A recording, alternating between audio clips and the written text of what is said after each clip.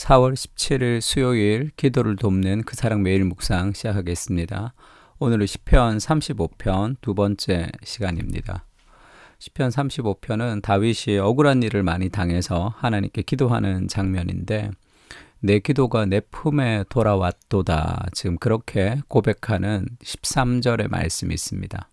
내 기도가 내 품에 돌아왔다는 게 좀 시적인 표현이지만 기도가 하나님께 올라가지 않고 부메랑처럼 돌아왔다. 기도가 응답되지 않았다. 그런 고백을 하고 있습니다. 첫 번째는 우리가 내가 선을 베풀었는데 악으로 갚는 사람들을 만날 때가 있죠. 그러니까 내가 호의를 베풀었는데 그것을 이용하는 사람들이 있습니다. 아주 교묘하게. 그래서 뭐라고 해야 될까요? 나만 호구가 되는 것 같은 그럴 때가 있어요. 우리가 그럴 때가 있습니다. 우리가 믿음으로 우리가 참 잘해주고 싶어서 나는 그렇게 호의를 베풀었는데 그것을 이용해서 아주 자기만 이 실속을 차리는 그런 종류의 사람들을 볼 때가 있는데 우리가 뭐 그런 일이 안 당할 수 있으면 좋지만 믿음으로 살 때 그런 일을 늘 당하게 됩니다. 우리가 그때 이제 기분이 정말로 좋지 않죠. 다윗은 그보다 더 이제 악한 종류의 사람들을 만났는데 11절에 보면 불의한 증인들이 일어나서 그들은 의롭지 않은 증인들이죠. 내가 알지 못하는 일로 내게 질문하며 내게 선을 악으로 갚아 나의 영혼을 외롭게 하나. 그러니까 불의한 증인들이 솔직하게 증언을 하지 않고 다윗이 하지 않았던 일을 했다고 모함하고 결국 선을 행했던 다윗에게 악으로 갚아서 그의 영혼을 외롭게 한 거죠. 직장과 그리고 어떤 대인관계와 교회 안에서 또 다양한 사회 안에서 이런 일을 겪을 때가 있습니다. 나는 그들이 병들었을 때에 굵은 베옷을 입으며 금식하여 내 영혼을 괴롭게 하였더니 내 기도가 내 품에 돌아왔도다. 이거 13절은 14절과 연결되는 겁니다. 그러니까 그들이 병들었을 때 다윗이 어떻게 했냐면 기도했죠. 굵은 베옷을 입고 금식하면서 자기 영혼을 괴롭게 했다는 것은 그렇게 회개하면서 통곡하면서 그가 기도했다는 거예요. 그렇게 기도했는데 내 기도가 내 품에 돌아왔도다 이렇게 얘기하는 것은 근데 그들을 위해서 기도했던 그 기도가 응답되지 못했습니다. 그러니까 다윗이 너무 슬펐다는 거예요. 14절은 내가 나의 친구와 형제에게 행함같이 그들에게 행하며 내 친구가 아파하고 내 형제가 아파하는 것처럼 내가 그들에게 했는데 내가 몸을 굽히고 슬퍼하기를 어머니를 곡함같이 하였도다 이렇게 얘기했습니다. 그러니까 그들이 병들었을 때에 다윗이 막 금식하며 기도했는데 그 기도가 응답되지 않아서 그게 너무 슬퍼서 마치 자기 어머니가 돌아가셨을 때처럼 자기가 울고 고개를 떨구고 슬퍼했다는 거예요. 그러니까 그 사람들에게 다윗이 얼마나 진심으로 대했습니까? 근데 그러나 내가 넘어짐에 그들이 기뻐하여 서로 모임이여 불량배가 나를 알지 못하는 중에 모여서 나를 치며 찢기를 맞이 아니하도다. 내가 그렇게 선대를 해서 그들이 아프고 힘들 때 내가 그렇게 마음을 다했는데 내가 뭔가 문제가 생기거나 어려움을 당할 때 그들은 비웃고 나를 치고 때리고 그치지 않고 그들이 욕을 했다. 그렇게 이야기하고 있습니다. 그러니까 불량배가 내가 알지 못하던 중에라는 뜻은 그들이 정말로 하나님을 알지 못하는 그런 잔인한 불량배처럼 나를 그렇게 찢고 나를 모함했다. 이렇게도 번역할 수 있어요. 그러니까 얼마나 가슴 아픈 일입니까?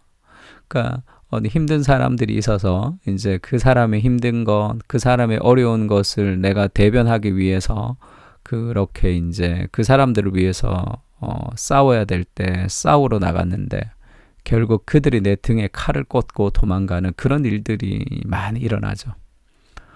정말 나는 선대로 했는데 그런 일들이 인생 가운데 정말로 많이 일어납니다. 그들은 연회에서 망령되이 조롱하는 자같이 나를 향하여 그들이 이를 갈도다 이렇게 얘기하죠. 그러니까 망령되이 조롱하는 자 같이 하는 것은 이 하나님을 두려워하지 않는 자들처럼 그들은 나를 잔인하게 비웃고 나를 보며 이를 갈았습니다. 왜 이럴 이유가 없잖아요. 내가 그들을 참 선으로 대했는데 그들은 나를 이용하고 나의 넘어짐과 나의 실수와 나의 잘못된 것을 비웃는 그런 종류의 사람들을 만나서 우리가 힘들 때가 있죠. 그럴 때 지금 다윗이 기도하고 있는 거죠. 그런 사람들과 살아가는 세상 속에서 다윗이 기도하고 있습니다. 17절에는 그렇게 얘기하죠. 주여 어느 때까지 관망하시려 하나이까. 공의의 하나님이 있다는 것이 이것이 우리에게 위로가 되는 거죠. 하나님이 계시지 않다면, 공의로운 하나님이 계시지 않다면 우리의 억울함과 아픔을 어떻게 우리가 해결할 수 있겠습니까? 그 분노를 어떻게 우리가 다스리겠어요? 그러니까 다윗은 그런 상황 속에서 자신의 선을 악으로 행하는 사람들을 만날 때 괜찮아. 아무리 그래도 나는 힘들지 않아. 이렇게 괜찮은 척 하지도 않았고 막 억지로 즐거워하려고도 하지도 않았습니다. 그냥 자신의 마음에 있는 그대로 하나님 앞에 울부짖는 거죠. 이거 씨름하는 겁니다. 신앙은 이렇게 성장하는 거예요. 하나님이 은혜를 주셔서 그 사람들을 만나도 하나도 기분 나쁘지 않는 일들이 생기는 그런 자연스러운 무엇이 아니라 이해할 수 없는 그런 상황 속에서 주여 어느 때까지 관망하시려나이까. 이 무슨 말이에요? 왜 하나님 참전하지 않습니까? 왜 들어주지 않습니까? 그들의 승리를 왜 가만히 보고 계십니까? 라면서 하나님 앞에 울부짖는 거죠. 그런 씨름하는 기도, 그러니까 진리라는 기준을 두고 하나님은 선하시고 하나님은 공의로우시고 하나님은 우리 인생의 주인이시다라는 그 진리 아래 내 감정을 끌고 가야 되는 거예요. 그게 신앙입니다. 그 고통 가운데 부르짖는, 그러나 부르짖다 보면 이 공의로운 하나님, 이렇게 마음을 토로할 수 있는 정직하신 하나님, 진리의 하나님이 계시다는 것이 위로가 되는 거죠. 그렇지 않으면 우리가 어떻게 살아가요? 험난한 세상 속에, 악인들이 판을 치는 그런 세상 속에, 악인들이 승리하는 세상 속에서 우리가 어떻게 살아갈 수 있습니까? 내 영혼을 저 멸망자에게서 구원하시며 내 유일한 것을 사자들에게서 건지소서. 다윗이 그렇게 고백합니다. 이 사자들이 자신의 목숨을 끊어버릴 것 같은 그런 상황이죠. 그리고 내가 대회 중에서 주께 감사하며 할 때 이 대회 중이라는 것은 쉽게 얘기하면 예배 모임 가운데 내가 주님께 감사하고 많은 백성들 중에서 주를 찬송하겠습니다. 그러나 이렇게 힘든 상황이지만 공의로우신 하나님이 계시다는 것을 알고 하나님께 마음을 막 토하면서 그러나 주님이 일하실 것을 내가 믿습니다. 내가 주님을 찬양합니다. 승리하실 주님을 내가 기다립니다. 그러면서 우리가 장래의 은혜에는 결국은 승리하겠지만 그것을 여기서 맛보게 해 주십시오. 그렇게 그 확실한 사인을 하나님 내 삶 가운데 주십시오. 그렇게 기도하는 거죠. 결국은 내가 하나님께 감사할 날이 있다는 것을 내가 압니다. 그러니까 바울도 그렇게 기도했죠. 아무것도 염려하지 말고 오직 모든 일에 기도와 간구로 너희 구할 것을 감사함으로 아뢰라. 그리하며 모든 지각에 뛰어난 하나님의 평강이 너희 마음과 생각을 지키시리라 할 때 모든 지각에 뛰어난 하나님의 평강이라는 것은 모든 상황을 다 알고 계신 하나님이란 뜻이죠. 그리고 지금 이 억울한 상황 가운데 하나님께 마음을 토할 뿐 아니라 영적인 우정을 나누는 공동체와 함께 나아가라 얘기합니다.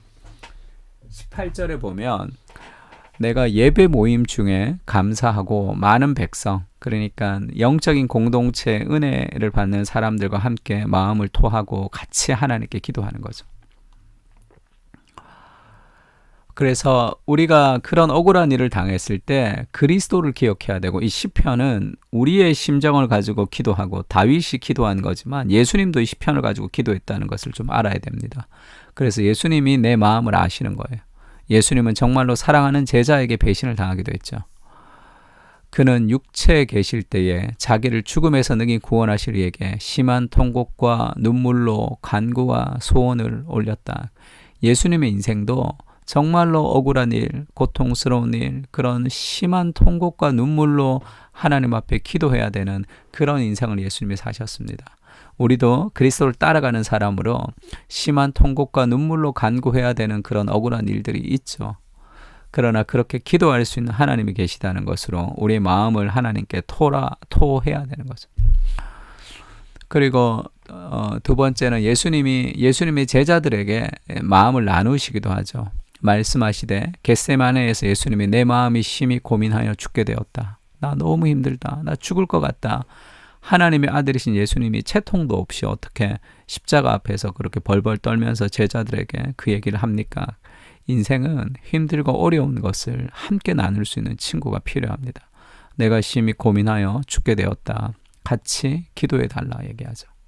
같이 기도해달라. 그리고 조금 나아가사 땅에 엎드려 될 수 있는 대로 이때가 자기에게 지나가기를 예수님이 기도하셨습니다.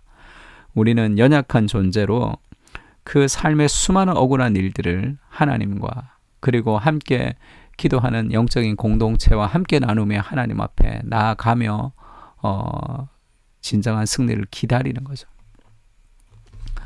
나의 선대를 악으로 갚는 사람들이 있습니다. 나의 호의를 이용하는 부류들도 있습니다. 억울하고 힘들지만 나는 그들처럼 악을 악으로 갚을 수는 없습니다. 그래서 늘 지는 것 같은 느낌이 듭니다. 주님 언제까지 보고만 계십니까? 주님께 내 마음을 토로하게 하시고 함께 아픔을 나누는 공동체와 기도로 나아가게 하여 주시옵소서. 주님은 온 세상의 주인이십니다. 그리고 그리스도보다 더 큰 고통은 없습니다. 내가 감히 생각하지 못한 방식으로 응답해 주시옵소서. 아멘.